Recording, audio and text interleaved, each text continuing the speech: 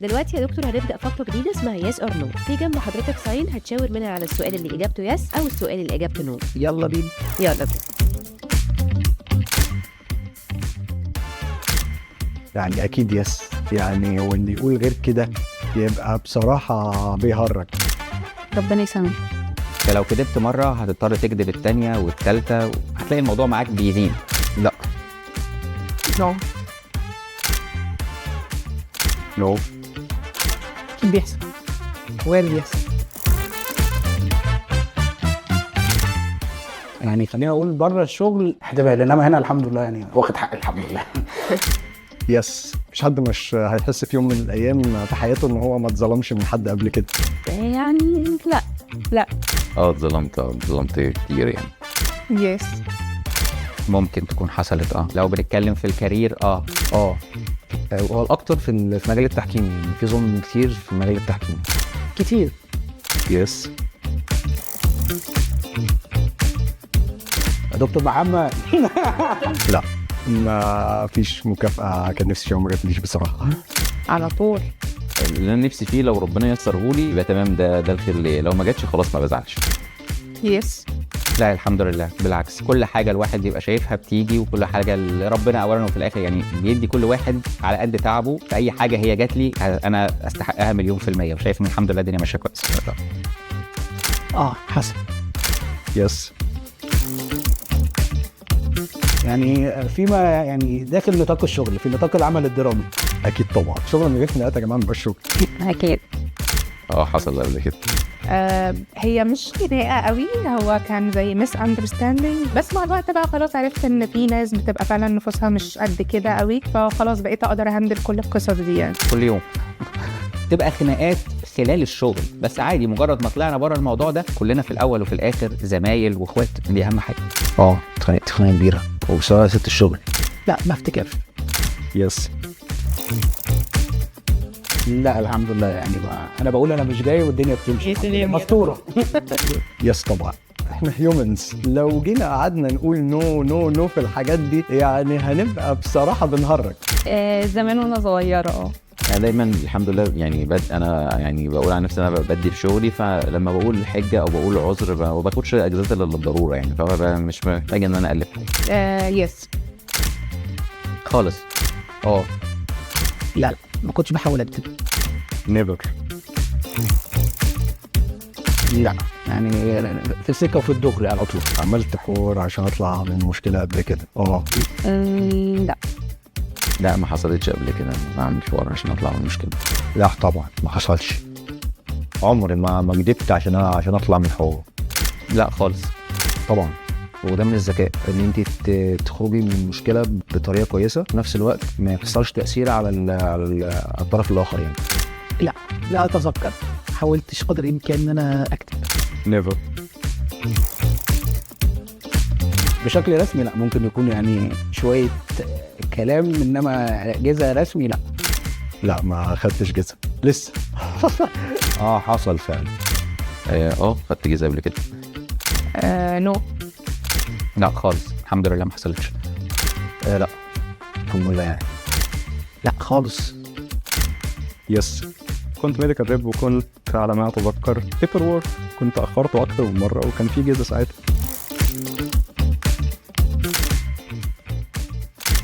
مش قوي يعني، ما عنديش قوي قرار خدته وحسيت ان انا عايز ارجع فيه. قبل ما باخد قراري بفكر كويس قوي على قد ما اقدر، فما تندمش علشان تعرف تكمل طريقك. لا مش بندم على حاجه خالص باخدها. في فعلا في احيانا الواحد بياخد قراراته بحيث انه بيرجع فيها، سواء مثلا ممكن تكون لاسباب عاطفيه او لاسباب غضب مثلا. الحمد لله في الفتره الاخيره يعني قلت عن زمان كتير يعني. يس. طبعا احيانا بتحصل. ممكن الواحد يعني في الديلي براكتس بتاعه بيبقى مطلوب منه قرارات كتيره قوي، فان يطلع 100% منها صح. لا انا بشر اولا واخيرا، واكيد ممكن نغلط يعني. حصل طبعا للاسف كذا قرار. يس. طبيعي جدا ان كل مره الواحد بيقرر حاجه اكيد بيعيد النظر فيها. بقول لك اكتر كلمه عندي خلينا نفكر تاني، فانا اصلا بحب افكر.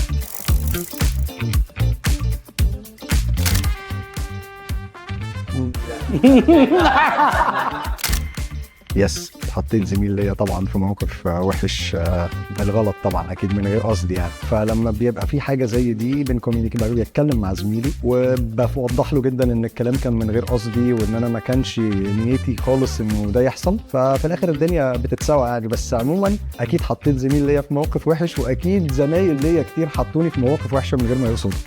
ربنا يسامح. وارد حصل، انا مش فاكر طبعا، بس وارد ان ممكن يكون حصل حاجه زي كده يعني. لا حصلتش الحمد لله خالص يعني. مش، لا اعتقد لا. ما اتذكرش موقف حطيت فيه حد في موقف وحش بالغلط طبعا وارد، بدون قصد، انما بالقصد لا خالص.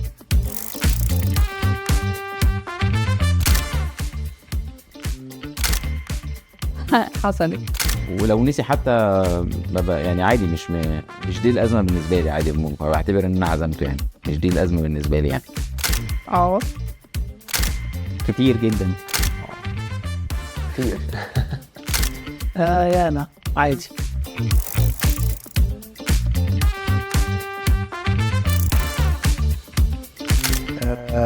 دكتور هاني عبد الرحمن. دكتور امير عتلم. هاني عبد الرحمن. هو في ناس كتير ولاد الشركه يعني، بس انا اقول لدكتور وحيد صابر. اقولها لاخويا دكتور امير عتلم. مؤمن يسري طبعا. دكتور عبير. اكيد دكتور امير. دكتور هاني عبد الرحمن، انت بتشتغل معاه وكل اللي بيشتغلوا معاه على قد ما هو جد، وعلى قد ما هو في وقت من الاوقات بيبقى ناشف، بس وقت الفرفشه بلالين. دكتور محمد عزب. مؤمن يسري. بحس اكتر حد فرفوش او واخد الموضوع بسلاسه قوي يعني مستر اسلام. الحقيقه بحس ان هو على طول عايز يدي بوزيتيف انرجي. امير. كل الاداره فرفوشه. صديقي واخويا دكتور محمود غازي. دكتور محمد عزب. دكتور غازي. محمود غازي. مديري دكتور وادي، ومش تطبيل ولا حاجه، بس هو فعلا في حاجات كتير انا استفدتها منه يعني. المدير الفرفوش رزق، وانا اتعلمت منك كتير. الاثنين هقولهم لدكتور عمر الحجار بصراحه يعني، من الناس اللي الواحد عمره ما يمل من الشغل معاها، ومن الناس اللي كل ما بتقعد معاه فتره اطول فعلا بتتعلم منه. محمود غازي.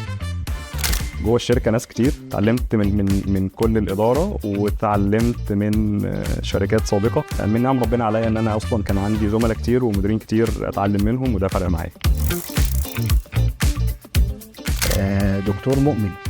سهيل اقول له ركز عشان توصل. هو مركز، بس انا عايزه يركز معايا يعني. ركز عشان توصل، علشان توصل للي احنا عايزينه انا وهو سوا.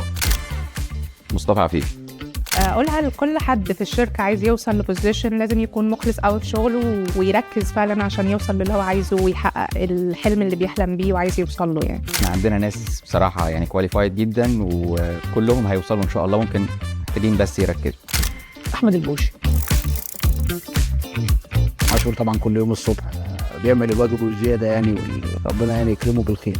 الشركه كلها، انا الشركه كلها واقفه معايا بجد والله العظيم يعني. المسؤوليه اصلا بتاعت انك تبقى سيلز ماركتنج دايركتور في BBI في شركه فيها طموح بالحجم ده، لو الناس ما وقفتش معاك، ولو الناس ما وقفتش في ظهرك، ولو الناس ما كانتش شايلاك، عمرك ما هتوصل.